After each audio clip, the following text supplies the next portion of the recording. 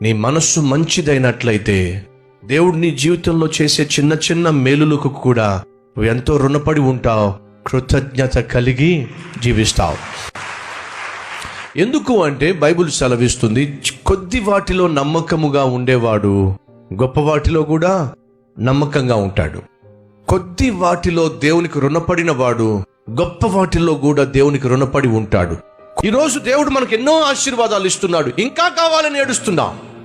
ఉన్నదాన్ని బట్టి సంతోషించటంలా, ఉన్నదాన్ని బట్టి ఆనందించటంలా, ఉన్నదాన్ని బట్టి దేవుడిని స్తుతించటంలా, ఉన్న ఉద్యోగాన్ని బట్టి దేవుడిని స్తుతించావు, ఉన్న చిన్న గదిని బట్టి దేవుడిని స్తుతించావు, ఉన్న చిన్న డొక్కు బైకును బట్టి దేవుడిని స్తుతించావు, ఉన్నటువంటి ఆరోగ్యాన్ని బట్టి దేవుడిని స్తుతించావు. వాళ్ళతో పోల్చుకుంటావు, వీళ్ళతో పోల్చుకుంటావు, ఎదురింటి వాళ్ళతో పోల్చుకుంటావు, బంధువులతో పోల్చుకుంటావు, నీ సహోదరులతో పోల్చుకుంటావు, అందరితో పోల్చుకుంటావు, ఏ ఉన్నా ఏడుస్తూనే ఉంటావు. ఎలా దేవుణ్ణి గణపరుస్తావు? ఒకసారి ఆలోచించు.